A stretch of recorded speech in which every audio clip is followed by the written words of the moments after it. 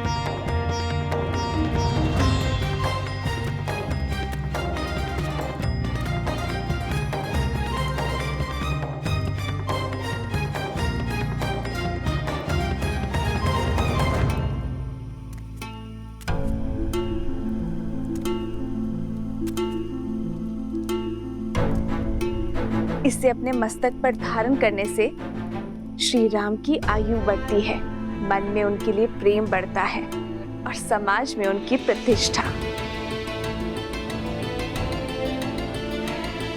आप चिंता ना कीजिए, ना मुझे किसी के ठाठ से अंतर पड़ता है और ना ही उपहास से।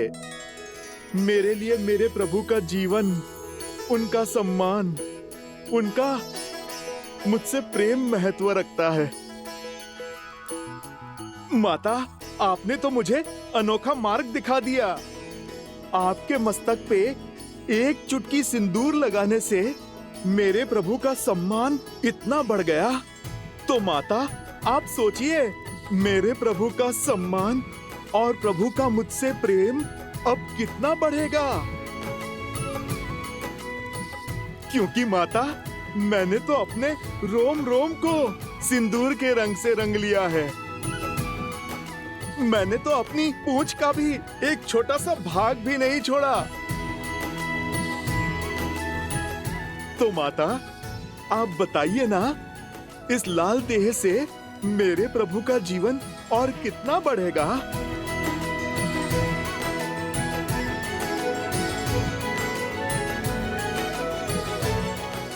तुम्हारा प्रेम, तुम्हारी श्रद्धा, समर्पण अनंत है, अमर है हनुमान।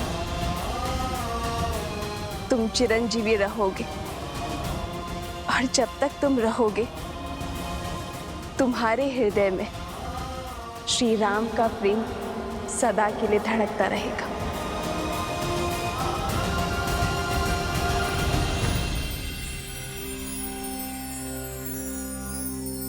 श्री गुरु चरण सरोज रज, निज मनु मुकुरु सुधारी।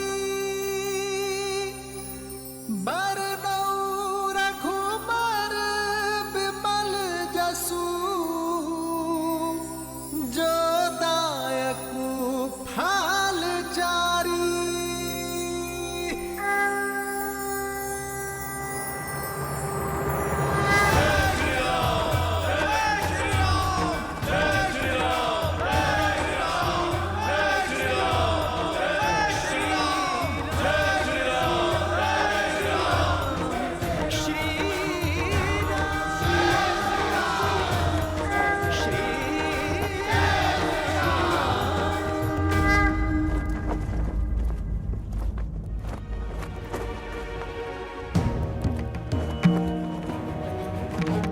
इस राज्य अभिषेक के समय की कुंडली में यह स्पष्ट है कि एक महाआसुरी शक्ति अयोध्या में प्रवेश करने वाली है।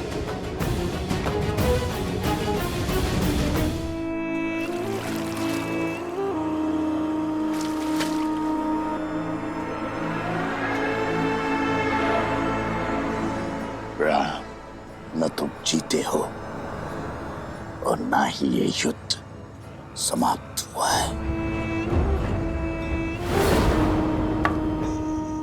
युद्ध तो अब पूरी तरह आरंभ हुआ है। मैं तन पर वार नहीं करूंगा राम, मैं मन में घुसकर वार करूंगा। बोलो, कैसे करोगे मेरा संहार? रावण की नाभि का अमृत सूख गया, किंतु प्रजा के मन के विचारों का मैल कभी नहीं सूखता। उसका सामना कैसे करोगे? कैसे करोगे अयोध्या की प्रजा का सामना राम?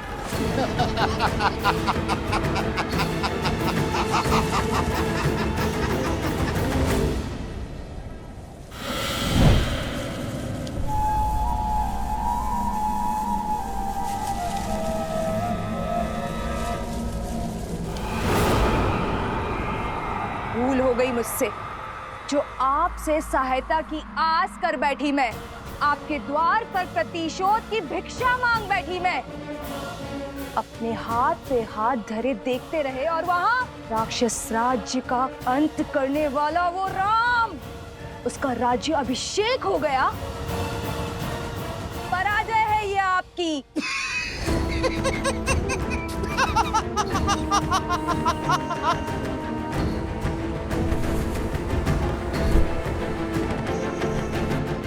मैं जितना अधिक पराजित होता हूं,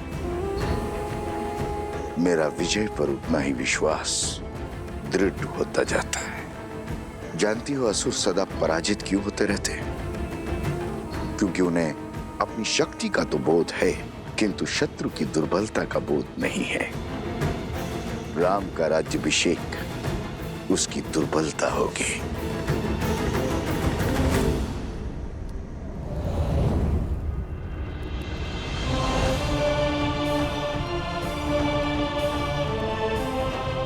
प्रणाम आचार्य।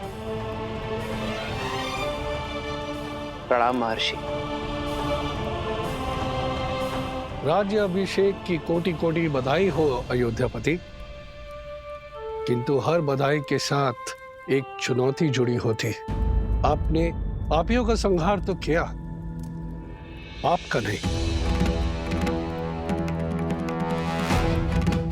दशानन को मारा, मगर उसकी सोच को नहीं। पाप की सोच एक ऐसा छलिया है जो बार बार स्वरूप बदलकर सामने आता और प्रहार करता। मैं वार करूंगा तो राम प्रतिकार करेगा। मैं युद्ध में विश्वास नहीं रखता, मैं 1000 छोटे छोटे घाव में विश्वास रखता हूं, और वो घाव मैं उसे नहीं दूंगा, उसके अपने देंगे। और जब घाव अपने देंगे तो लाचार होगा और पीड़ा भी अधिक होगी। अर्थात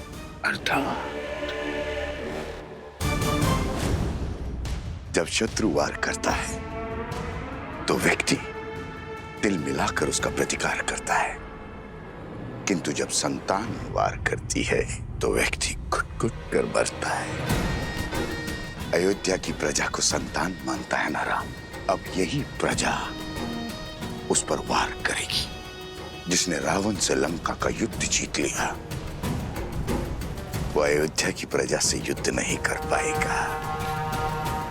अब उस पर उसकी प्रजा से प्रहार करवाऊंगा। अयोध्या के भीतर एक युद्ध होगा जिसे अयोध्या हार जाएगी। अयोध्या की प्रजा के मन में इतना विष घोल दूंगा जिसे राम तो क्या, महादेव भी नहीं काट पाएंगे। रावण महान शिव भक्त था, ज्ञान का सागर था, किंतु वो राक्षस सुमाली की राक्षसी वृत्तियों से जन्मा था। राक्षस सुमाली के अन्य पुत्र भी हैं श्री राम, जिनमें न रावण सा तप है और ना ही ज्ञान है, तो केवल कुटिलता। क्षमा करें महर्षि, अयोध्या के उत्तर की ओर भरत भैया है, पूर्व की ओर लक्ष्मण भैया और पश्चिम की ओर मैं, और दक्षिण की ओर हनुमान जी है। हम 4 बलशाली अयोध्या के द्वारपाल हैं। हमारे होते अयोध्या को किसका भय? पांव पर पादुका पहनने से, बाहर के कष्ट से बचा तो जा सकता है कुमार शत्रुघ्न, किंतु फोड़ा यदि देह के भीतर से निकले तो क्या करोगे? जब अग्नि घर के भीतर ही लगी हो तो द्वार बंद करने से कोई लाभ नहीं होगा।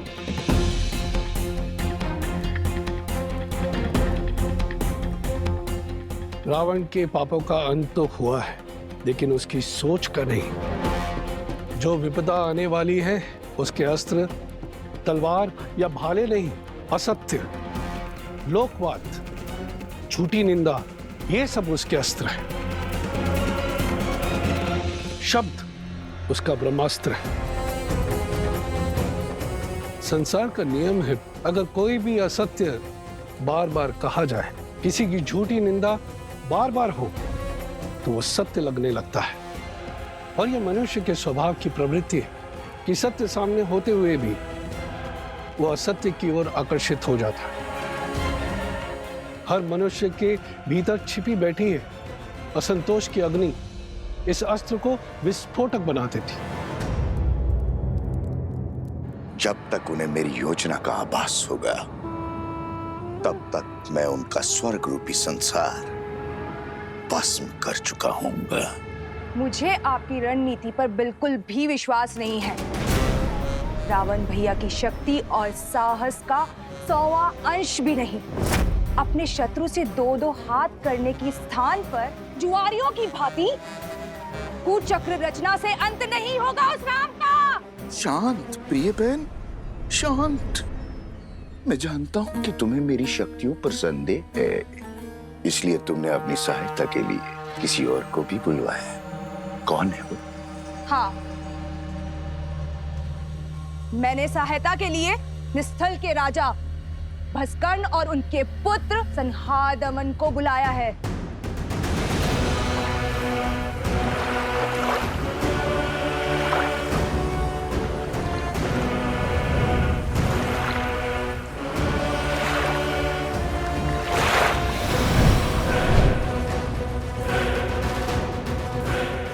ये महाअसुर भस्कर्ण के सैनिक हैं।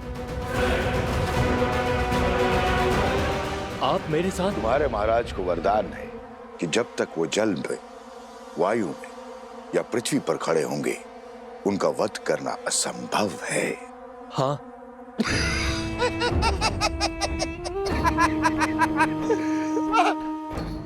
जाओ, करो युद्ध, किंतु एक बात स्मरण रहे, राम पर विजय केवल सहस्त्र रावण पा सकता है। जाओ, अपनी योजना को आकार दो।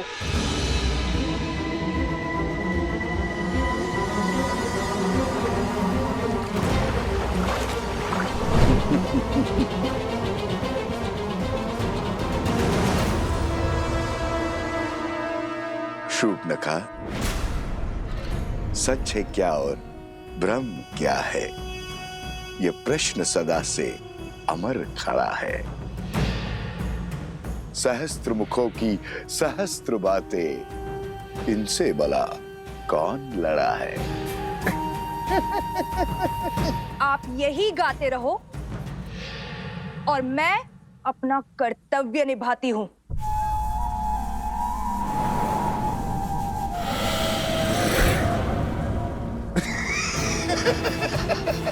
राम राज्य पर अनिष्ट की छाया तक नहीं आएगी महर्षि।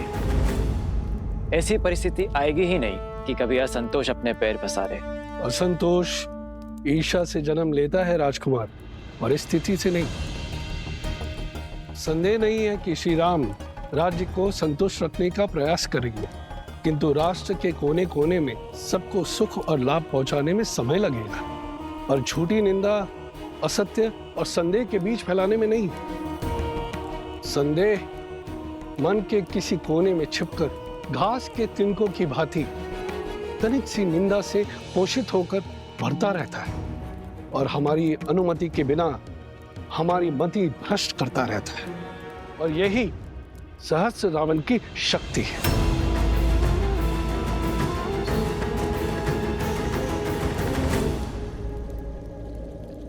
मैं राजनीति नहीं, भविष्य जानना चाहता हूं महर्षि।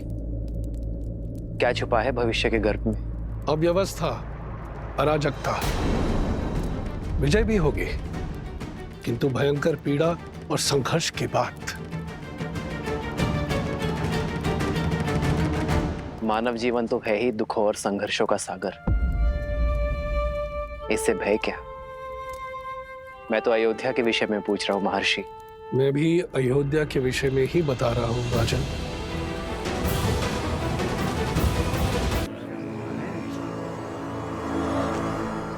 भैया सुना है श्री राम ने सागर पर सेतु बनाया था, असंभव को संभव कर दिखाया था। देवी देवताओं की विशेष कृपा है हमारे महाराज के ऊपर। सुना तो ये भी है कि रावण कोई साधारण योद्धा नहीं था। कहते हैं युद्ध बहुत ही भयावह था और बहुत दिन तक चला। जंगल में मोर नाचा, किसने देखा? न मोर न युद्ध। अच्छा, तुम कहना चाहते हो श्री राम ने रावण को नहीं मारा? न सेतु बांधा न युद्ध हुआ। अरे नहीं नहीं भैया, मैंने ऐसा कब कहा? अरे हुआ होगा युद्ध, पर ऐसा नहीं जैसा सब बता रहे हैं।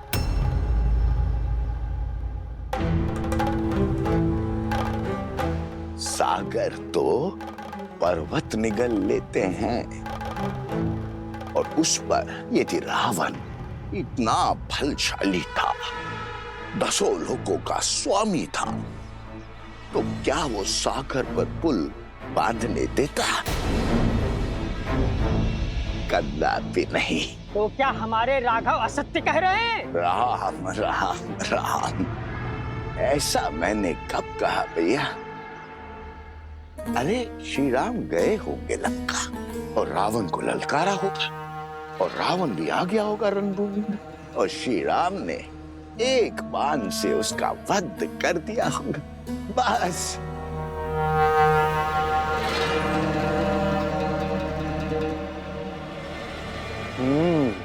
हो सकता है ये सब कथा वानरों ने बनाई हो। ऐसे ही बात का पतंगड़ बना दिया होगा। सत्य वचन भैया, सत्य वचन। ये कहानी अवश्य वानरों ने बड़ी बनाई है। श्री राम तो रघुकुल वंशज है, सोचा होगा श्री राम की यश की गंगा में हाथ धो लेते हैं।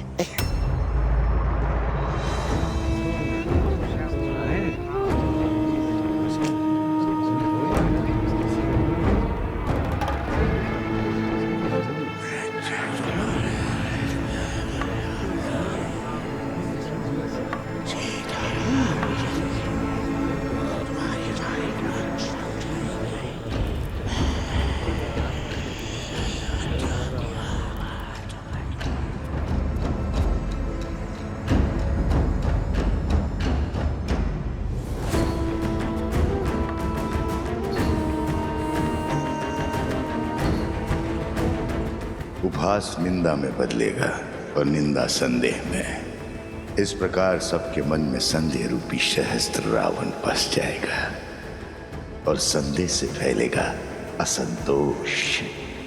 अब राम को मारने के लिए किसी शस्त्र की आवश्यकता नहीं।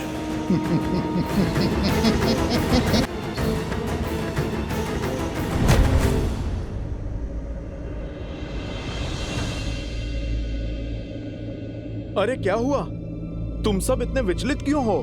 राज्य में विचित्र सी बातें फैल रही हैं कि हम युद्ध की अनुचित कथाएं बता रहे हैं, असत्य कह रहे हैं। आप ही बताइए, हम प्रभु श्री राम के शौर्य का झूठा वृत्तांत क्यों सुनाएंगे? क्या आपकी वीरता कोई गाथा है?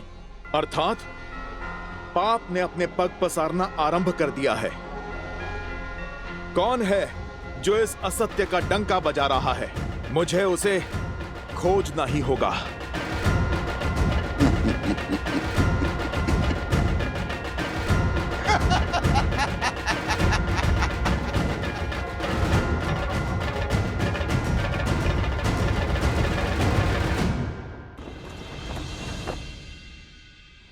बोलो भैया, है कोई प्रमाण रावण की शक्ति का? है कोई साक्ष्य समंदर पे सेतु बनने का? और अगर लंका में आग लग गई थी तो रावण और उसके सैनिक कैसे बच गए? युद्ध कैसे किया? है? बात करते हैं।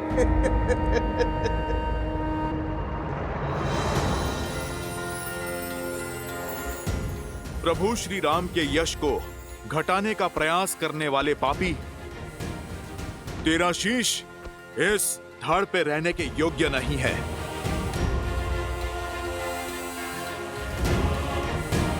बजरंग बली हनुमान, जय जय महाबली हनुमान।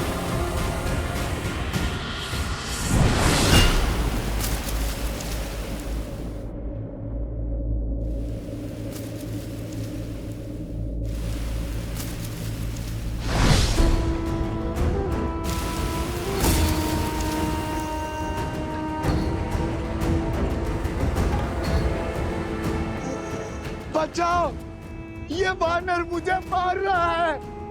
अरे बचाओ, बचाओ, ये वानर मुझे मार रहा है। ये कैसा दुस्साहस है?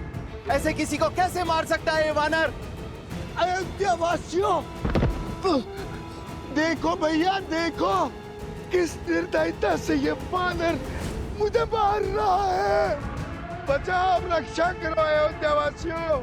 ना कोई तुझे बचा पाएगा और ना तू यहाँ से भाग सकेगा। प्रभु श्री राम की निंदा करने वाले, इस हनुमान से बच के तू कहां जाएगा?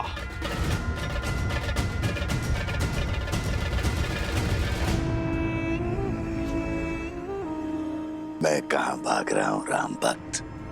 मैं तो तुम्हें भगा रहा हूं, तुम्हारे साथ खेल खेल रहा हूं। तुम मुझे पराजित नहीं कर सकते। तुम जितनी बार भी मेरा सर धड़ से अलग करोगे, उतनी बार वहां एक नया सर उत्पन्न होगा।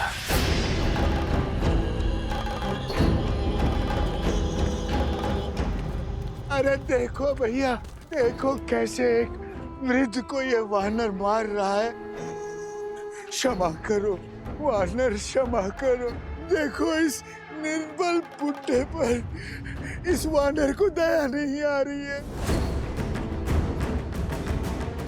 क्षमा करो,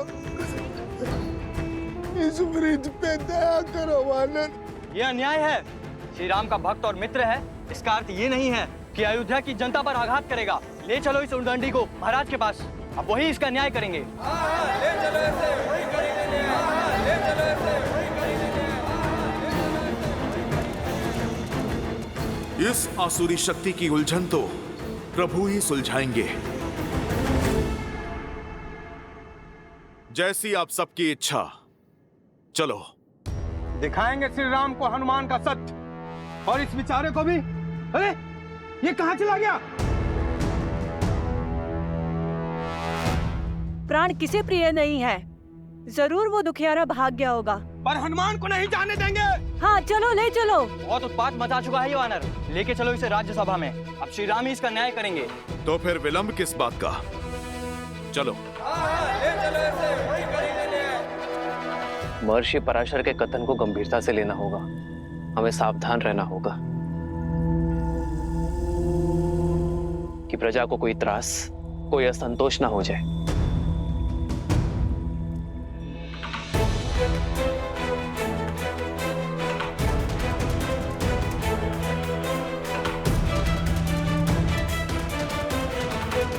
क्या हुआ? हनुमान को पकड़कर क्यों लाया गया है? प्रभु, इस वानर ने हम सभी को भयभीत कर रखा है। यही नहीं, इसके दूसरे साथी रावण से आपके युद्ध की असत्य कथाएं बता रहे हैं। असंभव। वानर भैया के विषय में ऐसा कुछ भी असत्य कह नहीं सकते। क्षमा चाहता हूं राजकुमार, लेकिन बड़े कुटिल हैं ये वानर और दुष्ट भी। आज इस हनुमान ने उस वृद्ध व्यक्ति के प्राण लेने का प्रयास किया। न्याय कीजिए श्री राम।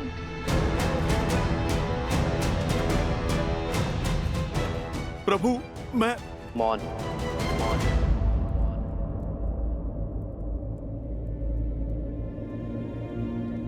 ये राम अपनी प्रजा को कभी निराश नहीं करेगा, किंतु हनुमान मेरे मित्र वानरराज सुग्रीव की प्रजा है। उसका न्याय, उसे दंड देने का अधिकार केवल मेरे मित्र वानरराज सुग्रीव को है। अयोध्या वासियों, वानरों की ओर से यदि किसी को भी असुविधा हुई हो तो मैं क्षमा चाहता हूं। मैं वचन देता हूं कि कोई भी वानर अयोध्या के किसी भी वासी को कोई क्षति नहीं पहुंचाएगा और हनुमान को किष्किंधा के नियमानुसार दंड दिया जाएगा। प्रणाम अयोध्यापति।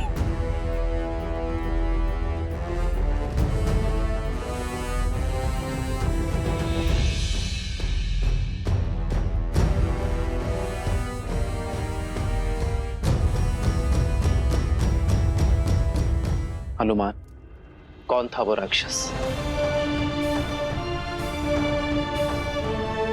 प्रभु, आपको कैसे पता चला? क्योंकि मैं जानता हूं कि मेरा हनुमान कभी किसी निर्दोष नागरिक को पीड़ा पहुंचा ही नहीं सकता। मुझे पूरी बात बताओ हनुमान। प्रभु, मुझे सूचना मिली कि कोई नगर में असत्य निंदा कर रहा है। एक सर कटा तो दूसरा उत्पन्न हो गया। अवश्य ही कोई आसुरी शक्ति है वो। जो विपदा आने वाली है उसके अस्त्र तलवार या भाले नहीं, असत्य, लोकवाद, झूठी निंदा, ये सब उसके अस्त्र हैं। महर्षि पराशर का कथन उचित था। ये असुरी माया अवश्य ही किसी घोर संकट का कारण बनेगी।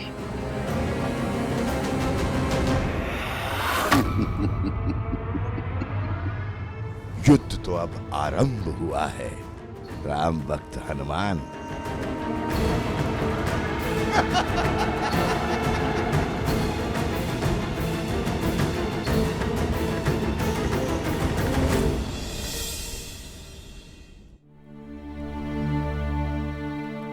एक सर कटा तो दूसरा उत्पन्न हो गया। अवश्य ही कोई आसुरी शक्ति है वो।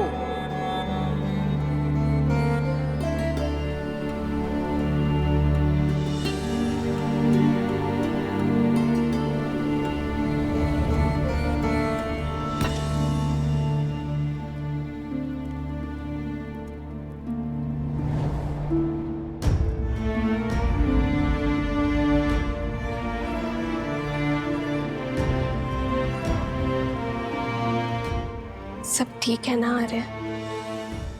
हर सुख दुख साथ निभाने का निर्णय लिया है ना हमने?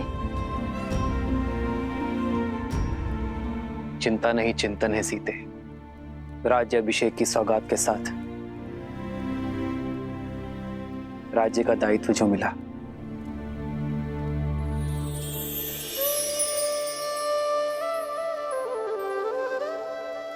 दायित्व तो आपने बिना राजपाट के भी निभाया है आर्य। संसार के हित के लिए संघर्ष किया। जो रावण के नाम की समस्या को समूल निस्तरण कर सकते हैं, वो मेरे राम अयोध्या को भी तार देंगे। वैसे आर्य, भोजन करने से चिंतन करने की शक्ति मिलती है।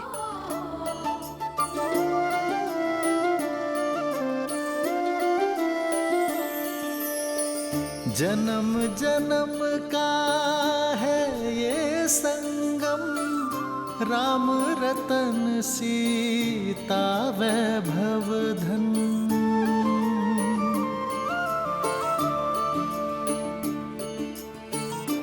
महल में आकर वन को तो नहीं भूली ना?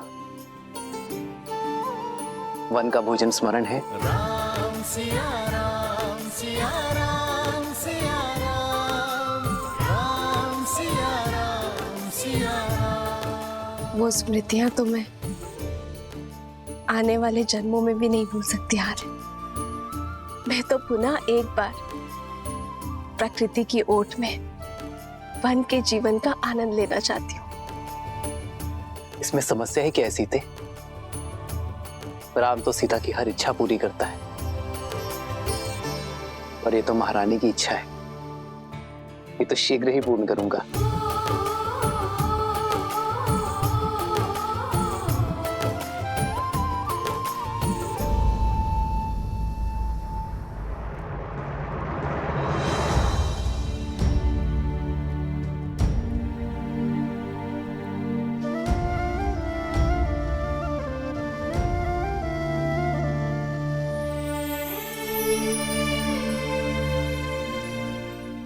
सीते, ये केसर भात तो बहुत ही स्वादिष्ट है। ये तुमने बनाया? कैसे? भात भिगोया, थोड़ा कोमल हुआ, फिर दूध में उसे धीमे आंच में पकाया। फिर जैसे ही थोड़ा पका तो उसमें गुड़, केसर और थोड़ी सुगंध डाली, और फिर उसमें शुद्ध घी मिलाकर उसे धीमे आंच में। ये धैर्य ही तो इस स्वाद का रहस्य है सीते। यदि शीघ्रता में पकाती तो ये भात कच्चा रह जाता, ना सुगंध आती ना स्वाद। जीवन भी यही है सीते, चाहे संबंध हो या समस्या।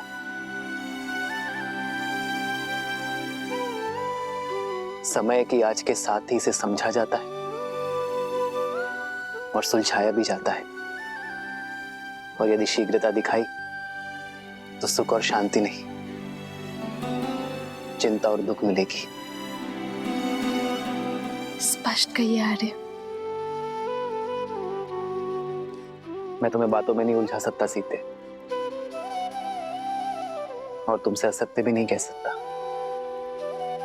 इसलिए समय दो सीते, क्योंकि सत्य कहने का समय अभी आया नहीं। समस्या को जानने से पूर्व उसकी चर्चा करना उचित नहीं है।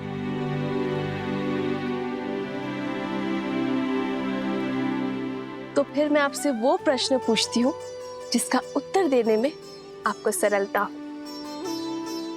तो बताइए, महाभोज में हनुमान और वानर सेना के लिए क्या भोजन बनाऊं जिससे वो संतुष्ट हो? ये तो पहले से भी कठिन प्रश्न है सीते। इस प्रश्न का उत्तर ना नर दे सकते हैं ना नारायण, और चिंतन भी समय के साथ इसे सुलझा नहीं सकता।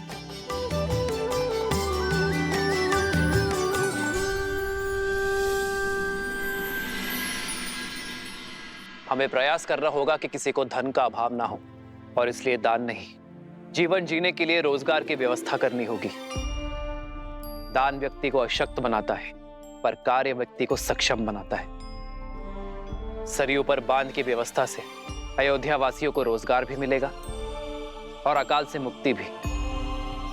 प्रजा और राज्य दोनों सुजलाम सुफलाम होंगे।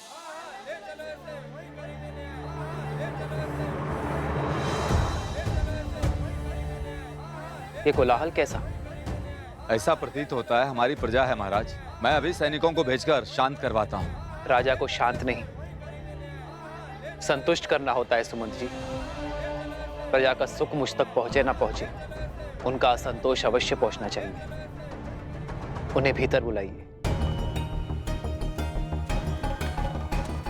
रक्षा करिए महाराज, रक्षा कीजिए, हमारी रक्षा कीजिए, रक्षा कीजिए, हमारी रक्षा कीजिए, रक्षा कीजिए महाराज, रक्षा कीजिए महाराज, रक्षा कीजिए महाराज। शांत हो जाइए। जो बात है निसंकोच कहिए, निर्भय होकर कहिए। हमारे प्राण संकट में है, रक्षा कीजिए महाराज, हमारी रक्षा कीजिए।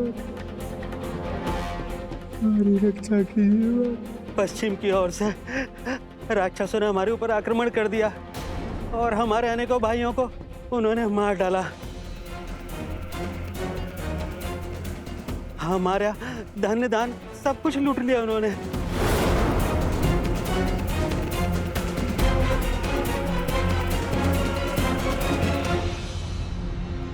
उठिए।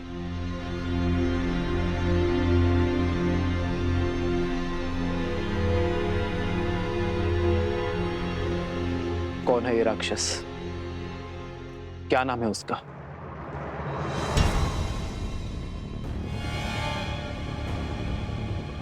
आप मौन क्यों हैं? भैया के प्रश्न का उत्तर दीजिए। उस दुष्ट राक्षस का नाम तो नहीं पता राजकुमार। मैं जानती हूँ उसका नाम।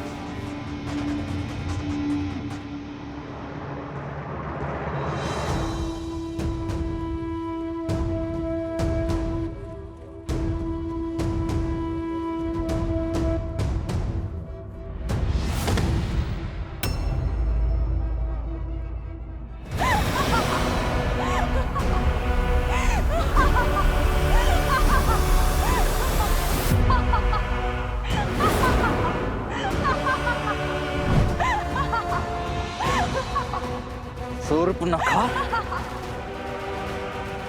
रुक जाओ लक्ष्मण। मेरे मामा भस्कर्ण ने बचाया है ये हाहाकार तुम्हारे राज्य में राम। वो भास्कर्ण जो संपूर्ण राक्षस कुल का प्रतिशोध लेंगे, हमारे खोए हुए मान सम्मान को लौटाएंगे। है बल तो आओ और लड़ो उनसे, बचा लो अपनी इस अयोध्या को।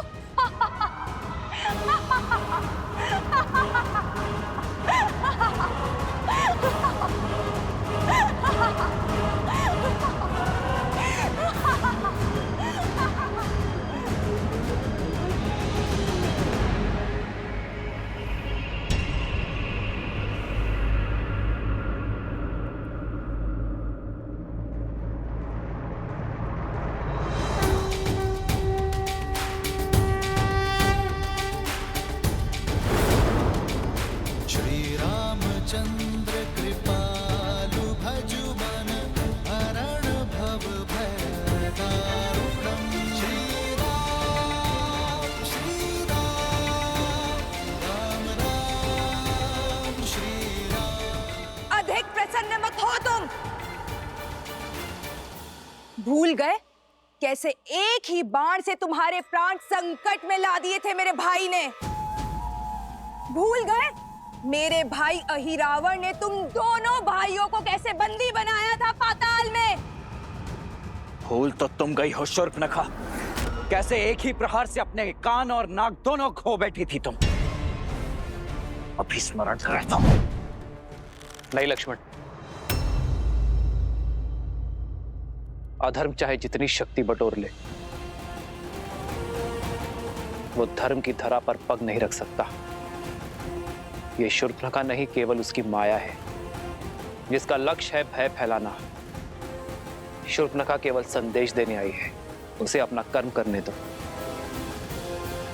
धर्म निभाने दो। अधिक समय शेष नहीं है तुम्हारे पास राम। जो करना है कर लो।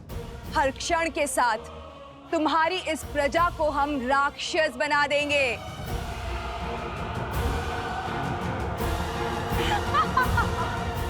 तुम्हारा कार्य पूर्ण हुआ शूर्पणखा। तुम्हारा संदेश मुझे मिल गया है। अब इस वृद्धा की देह को छोड़ दो। और हां, रामराज्य में ना भय की छाया होगी और ना ही अवगुणों की माया। जाकर कह देना भास्कर्ण से, मैं स्वयं अपनी सेना लेकर आऊंगा और यदि उसके छल में बल है तो वो मेरे निर्दोष अयोध्या वासियों को और हानि नहीं पहुंचाएगा।